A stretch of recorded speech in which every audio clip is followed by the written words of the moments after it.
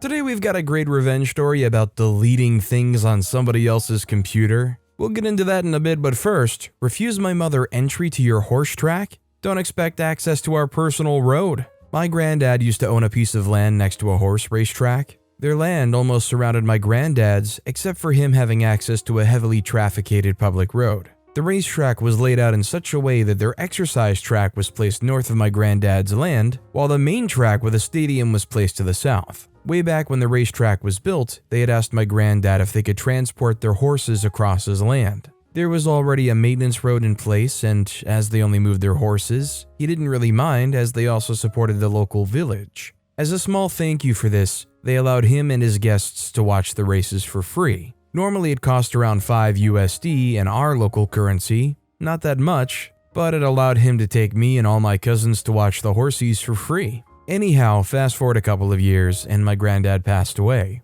My mother, who inherited the land, tried to bring her grandchild, my niece, to the racetrack to see the horses just as my granddad used to do. At the counter, she's told that she has to pay for admission.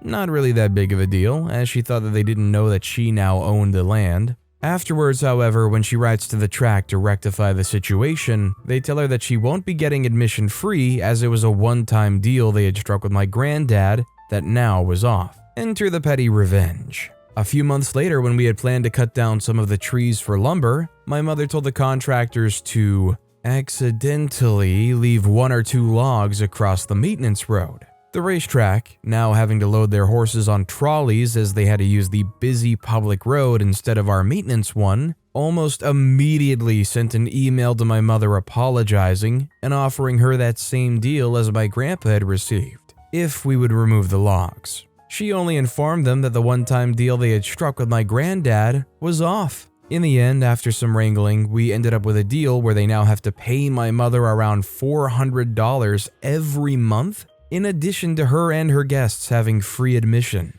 I don't know if they got new ownership or they were just dead set on trying to cut down any extra fees. You know, we can't let these people in here for free, but you gotta love when greedy people get something coming to bite them back in the butt. Also, hi, I'm Steven, and if you guys enjoy awesome stories of revenge, why not hit those like and subscribe buttons down below? That said, our next story is, allow your visitors to honk when they get there? Shame for you. We have a triplex rented out to a couple families across the street and some construction workers. It's freaking Grand Central Station each morning and night. Cars pull up, people get in and out, horns and honked each and every darned time. I think they use that address as a local drop-off and pickup point. I've asked, I've yelled, I've called the city, nothing worked. Today I was off work this afternoon and was sitting on my porch smoking a joint when the van started coming by.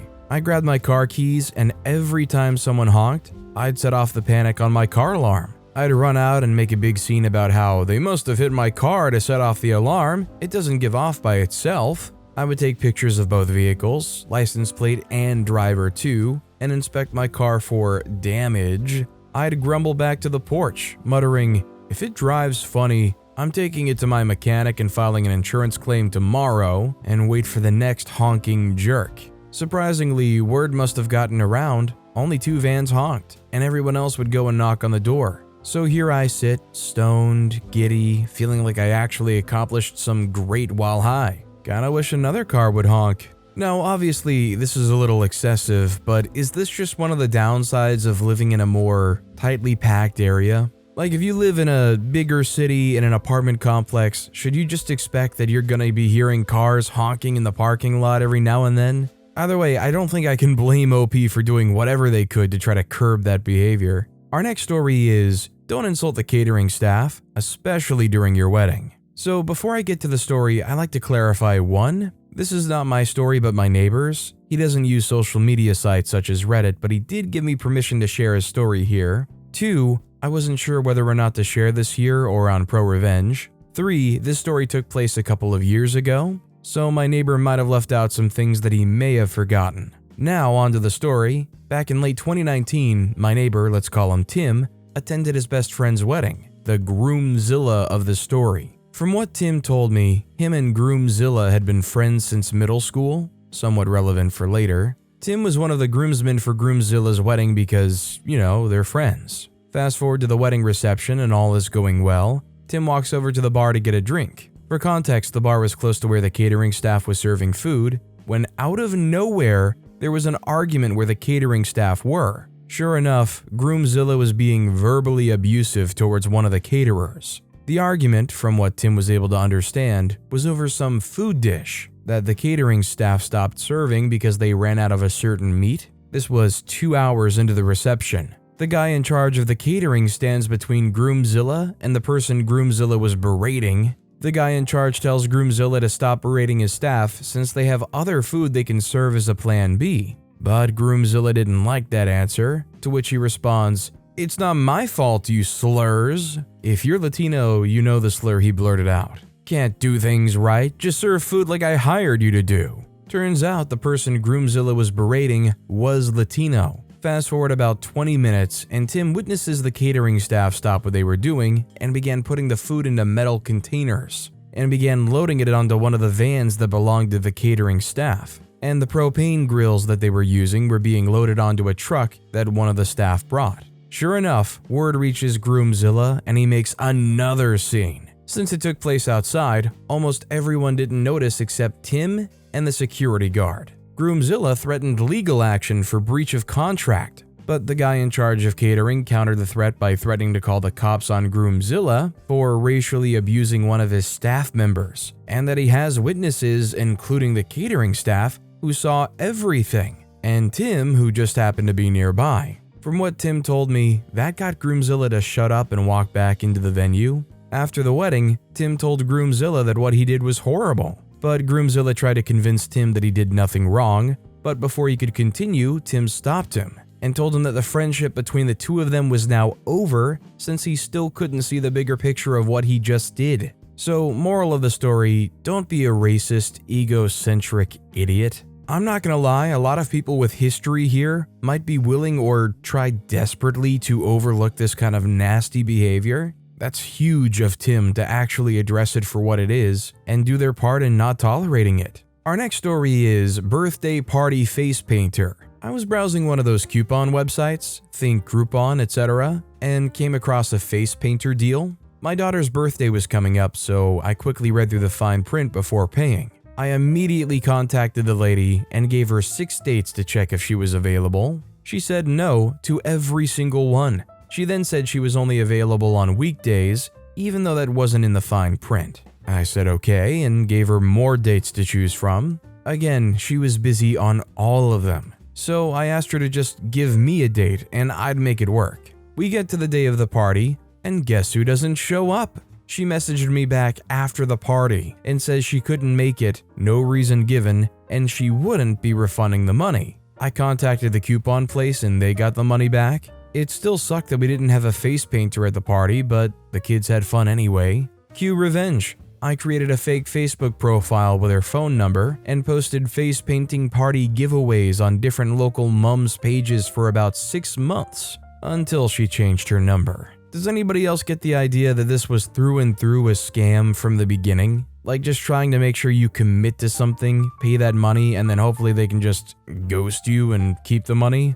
Either that or they are just the worst single-person business operator I've ever seen. This next story is, fire me from a job I hate? I'll still torment you. A few years ago, I worked at a right-wing media organization. It didn't align with my politics, but I won't get into how I ended up there, since the story is already long. It was an aggressively stupid and amateurish operation with bad pay and clueless management. My boss was a complete idiot, totally unqualified, hired primarily because of his connections and political leanings. During his training, he ignored the IT people who were teaching him, chewing gum, looking at his phone, generally being a jerk. This will be important later. He didn't like me because I A. disagreed with him politically, B. am not a woman he can sexually harass, C. had no respect for him, and D. was far more capable at the job. Because of all this, he schemed to get me fired with completely fabricated complaints. He wasn't important enough to fire me himself though, so he told all these lies to his boss. I fought back and had proof that almost all the accusations were lies. They briefly backed down, but this just pissed him off more, so I still got axed about 6 weeks later. However, since we all knew the reasons were complete lies, They gave me an enormous severance payout to keep me quiet, so I got a ton of money to leave a job I hated. However, he was too spineless to even be in the office when I was fired. He came in late that day to avoid me. Since nobody escorted me out, again, amateurish operation, this meant I was still in the office unsupervised after they canned me. Given our small team and staggered shifts, it meant that he would have to do my job for about 4 hours until the next capable person came in. Sabotage time. I went into our video editing software and website CMS and changed a million little settings he'd never figure out since he never paid attention when he was trained and is an idiot. As I left, I ran into him sneaking in late through a side door, obviously trying to avoid potentially encountering me. I just laughed at him. As the day went on, I got many gleeful updates from my now ex-colleagues in other departments about how he was losing his crap trying to cut and upload video but couldn't get anything to work. They could literally hear cursing and shouting through the office walls. More sabotage. Also, he was too stupid to change the password to the company Twitter feed, where they posted all their news and videos, dozens of posts per day. So for the next 2 months, I would log in and randomly delete various updates, which drove him further up the wall. He eventually changed the password, but here's how stupid he is. Soon after, he posted a photo of his new team in the office, including the office whiteboard in the background where he'd written all their social media passwords. I continued doing it. Unfortunately, on the day that I decided to delete the entire Twitter account, they had changed the password again. Oh well. Epilogue. A few months later, I walked into a movie theater and saw him. He saw me too and, no joke, hid behind his copy of that free movie theater magazine, Tribute. After the show, I decided to hang around the main exit to the theater just to see what he would do. He headed towards the door, saw me, spun around, and headed for a side exit. This was all kinda just butter for OP in my opinion. They got this nice huge severance package and they were still able to torture the person who got them that severance package. It's like not bad at all. This next story is Fire Me? Have fun dealing with the FSA. This is a fresh story. It takes place within 24 hours of me posting this. Some backstory before we begin. So 3 weeks ago, I left my corporate small fry job making $12 an hour with tips for a cushy salaried $60,000 a year head chef position. The new job seemed to be going really well. I was enjoying it, the owner got some much needed time off and time to work on his reservations to the place. I knew I wasn't walking into the most well-maintained and clean environment and planned to really spruce up the kitchen. Keep in mind, I was the only kitchen staff they had. The owner seemed really nice, he only had to pop in for about 30 minutes a day to see if I needed anything from the store. My coworkers were all really nice and all the regulars gave me high praise for my food. It was honestly a dream job for me. When I was going through the interview process, I had informed my potential new employer that I had some pre-approved time off at my old job. 3 days to celebrate my 25th birthday with my husband and mother-in-law, 3 days because my mother and her boyfriend were coming from another state for their normal visit, and 2 days to celebrate my husband's birthday, all of which were spread throughout the month of June. First round of 3 days went by with no issue. I returned to work and had a good time. Next 3 days went by spending time with my mom. When I returned to work this last Tuesday, everything seemed fine. Yesterday, I went into work. Not really having any prep to do and being a thunderstorm day, it was slow.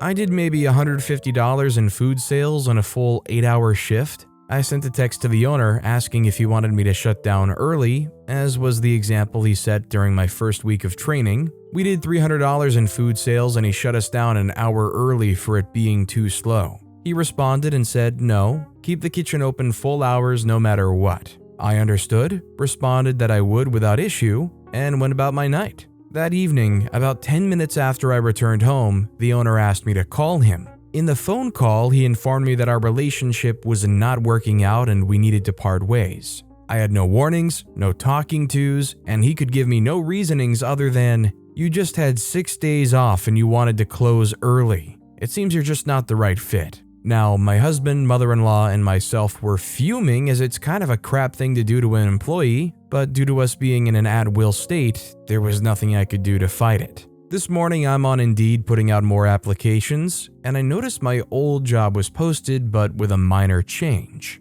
The new posting went from $60,000 a year down to $18 an hour. nearly half of what he agreed to pay me. This pissed me off. If he was just a decent human and told me that he couldn't uphold the original agreement for the salaried, I would have agreed to a pay cut. I did really enjoy this job and the people I was with. Instead, he beat around the bush and refused to give me any reasonings, making me believe I had done something wrong, so now I've concocted the revenge. I've only worked for him for 12 shifts total. In those 12 shifts, I did some cleaning but couldn't accomplish it all as there was a lot. So this morning, I went and grabbed the email for the Food and Safety Administration for my country and sent them a lengthy email about my concerns for this place. As a less detailed version, it included things like flooring being a safety hazard, there are literal chunks missing, allowing food to get stuck and people to get hurt, refrigeration systems leaking and not being properly maintained,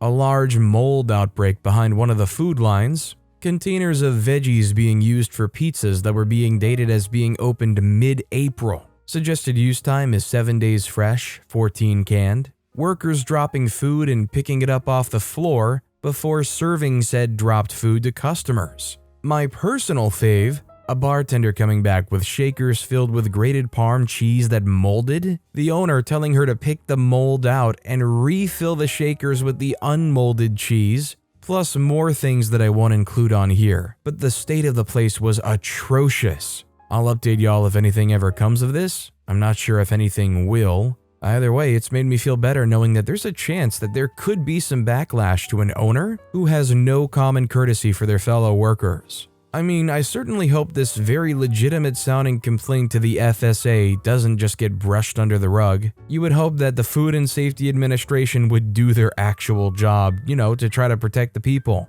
If anything, if it doesn't work out, I would say maybe OP should just kind of share what they've learned about this place, albeit anonymously, in public forums, on reviews, on Facebook. Let people know. If they hear about that molded Parm cheese, you're probably going to do some damage to their business. Our next story is, don't be rude to airport staff. This happened during my time living in New South Wales, Australia. If there's one thing I've learned about traveling, it is do not annoy airport staff. They are the people who decide if you get to board or not. Being aggressive, rude, or confrontational to them will get you nowhere. I was at Sydney Airport traveling to see family in New Zealand and was going through the bag check. In front of me, I could see an angry, red-faced businessman who seemed to be stressed and in a hurry. The security person, an Asian woman in her 40s, was checking his luggage and the businessman immediately became abusive. He started yelling, "Why the heck are you looking at that? Get a bloody move on."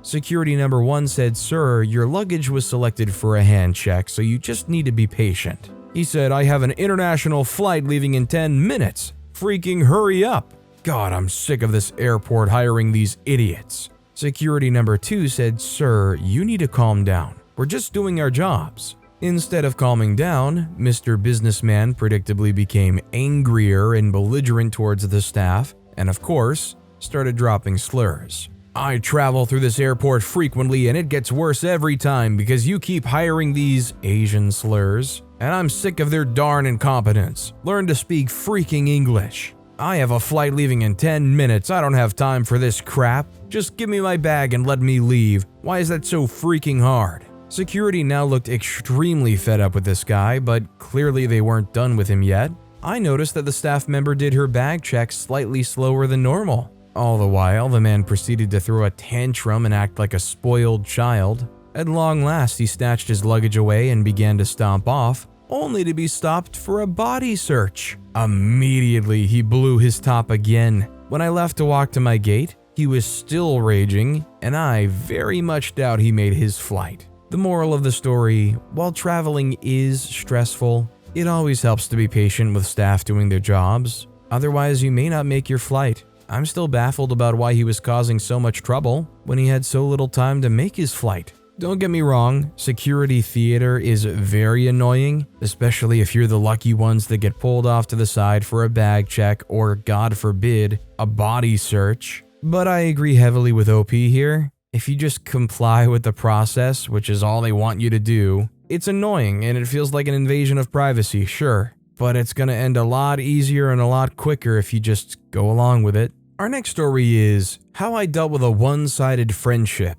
I won't lie, it feels unbelievably crap to have people messaging you whenever you need help, and after you help them, they just dip and ignore you till the next time they need help again. My friend recently asked me to buy her a special blender and food processor for their birthday. It was around 150 Australian dollars because her old one broke. We're both uni students, but she lives on a way tighter budget than me because she doesn't receive help from her parents. Of course, they go all friendly, hyped me up and whatever beforehand as if we're besties. After 2 months of radio silence, and as if nothing happened, I, for whatever reason, hey, since we've been friends for so long and I'm in a good mood now, why not? I go to Target, take a photo of the food processor and send it to my friend who sends back, "Oh my god, yes, that's the one, thank you. So I buy it. As I get on the bus, I start reflecting. I'm scrolling through our message history together, massive blender around my arms, and I'm looking at the massive differences in the amount I type to her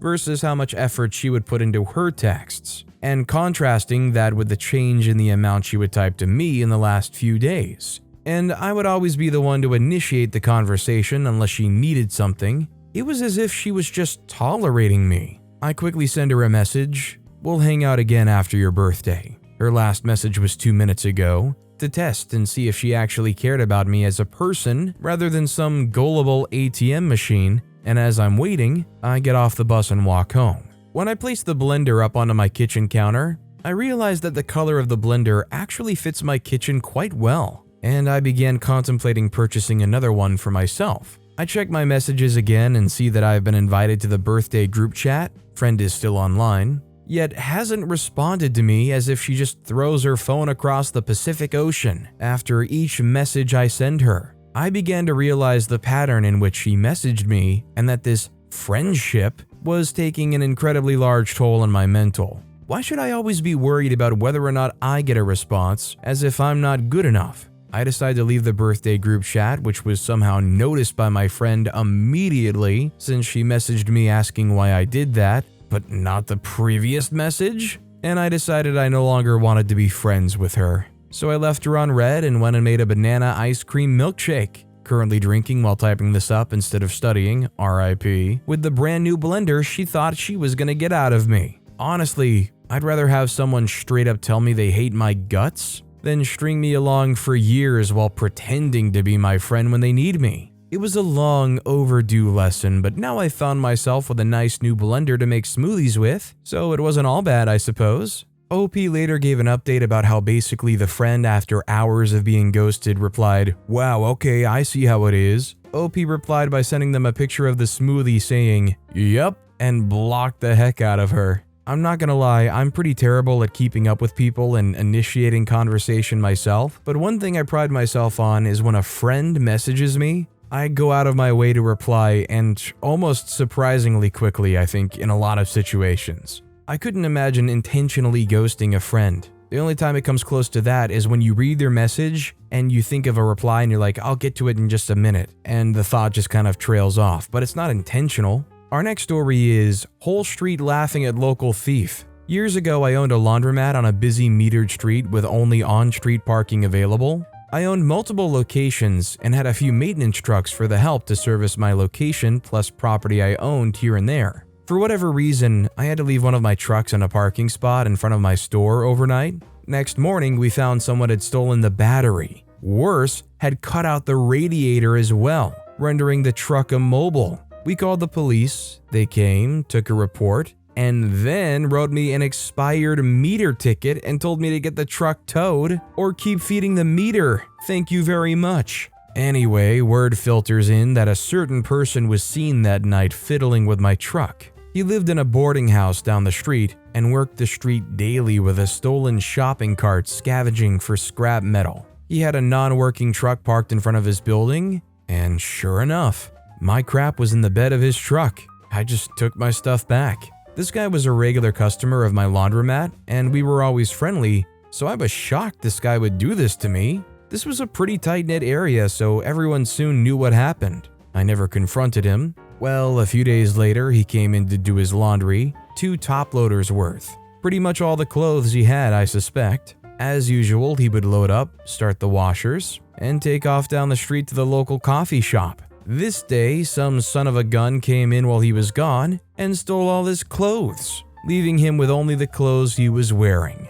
I told him we didn't see a thing, and our laundromat was not responsible for unattended clothes. For days, he walked around the neighborhood complaining about some jerk stealing his clothes from the laundromat. Everybody had a hard time keeping a straight face. While I kind of feel bad about somebody in a situation where they have to live in a boarding house having all of their clothes stolen, you really can't feel too bad when you're given the context of what they did to OP's vehicle. The only thing that would have made this better is if OP had said to them, "You know, things are going to crap around here. Maybe it's the same person who stole my battery and radiator." Can you believe somebody would do that? I'd love to see their reaction. Our next story is, be a better human and parent. When my son was between the ages of 1 to 2, I would take him to a community center that had a great playroom. Anyone could use it for the cost of $1 or $2. It was a wonderful shared space filled with lots of age-appropriate toys and activities. We loved going there. Normally, there would be a few other families in there, and kids could have someone their own age to play with.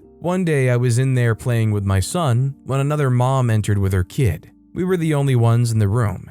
After a bit, my kid took an interest in them and went over to where they were playing. This mom would have nothing to do with it. She did everything to ignore him and wouldn't share any of the room's toys with him. Rude. My kid gave up and went back to playing on his own. A little while later, this other child came up and shoved my son down onto the floor. I jumped a bit, but when they're small, this sometimes happens as they're learning. I kept my eye on it and the other mom who didn't even flinch. My kid went back to playing. Well, a few minutes go by and that other kid knocked him down again. That was it. My son starts to cry and the other mom just sits there watching it, doing nothing. I ran over and scooped him up to comfort him. I asked the other mom if she was just going to keep letting her kid push mine down. Her half-hearted response was something about how her son was just being a boy. Mama bears know, you make our kid cry, you've crossed the line. I gathered him up and gave her a dirty look. No apology on her end, no correction of her son's behavior. Time for us to go. We were outside of the room in the hallway putting our shoes back on to go. You see, you had to remove your shoes to enter the room and leave them outside in a cubby. That's when I saw her pretty little Doc Marten boots. I just so happened to have an unopened bottle of apple juice in my backpack. I took that juice and poured the entire contents into both of her boots. Then I walked away calmly. Needless to say that I didn't return to that playroom ever again, but it was worth it. Don't be a rude person and teach your kids some darn manners. Well, it would definitely be obvious to this lady, I would assume, who poured the apple juice in their Doc Martens. I would hope an environment like this would have cameras. I don't know if it's worth it to try to track down OP to, have some kind of charge over Doc Marten boots. But I think it could have been done, so OP got pretty lucky here, acting in that bout of rage. This next story is, ban my hero? Reinstall your game. Backstory, I used to play a lot of Dota 2, and for some reason loved playing Ogre Magi, so I bought a cosmetic item for the hero that needed to be leveled up through play to unlock a color change for the item. I played with a pretty solid group of people, read average but fun, jumped onto TeamSpeak most nights after work, and loaded into the game with 4 to 5 of them. The bad apple, failed streamer, figured out that by banning the hero I was wanting to play, it would annoy me. I'd usually play 2 to 3 games a night, and by the second ban, I'd ask him to stop and just let me play 1 game with the hero I was grinding. He wouldn't. The revenge, at some stage, we'd played a game together that required a program called Hamachi or Game Ranger that created a pseudo-local area connection via the internet. And for some reason, failed streamer had his root directory shared. Bit silly. So about once a week, whenever he would decide to start banning my hero or was just generally being over the top, I'd go into his Steam directory and just delete his entire Dota 2 install. Sometimes in between games, we'd finish up losing a game, we'd all take a break, and he'd come back to not having the game installed. He'd have to sit out games until the next day when he'd completed the download again. He went a little stir crazy, put in Steam tickets, bought a new storage drive. It kept going for about a year until he did a full Windows reload, which fixed the issue. Easy wins. Honestly, this just takes me back to being a bit younger, playing online games with friends. I never played Dota, and I don't think I ever used TeamSpeak, but I was definitely on the internet and gaming with friends right around that era anyways. Like 10 years ago, we used to use a program called Mumble, and there was definitely a time or two where I used Hamachi. Usually it was to play Minecraft with a friend because hosting a server for some reason seemed like way too much work or too hard to figure out.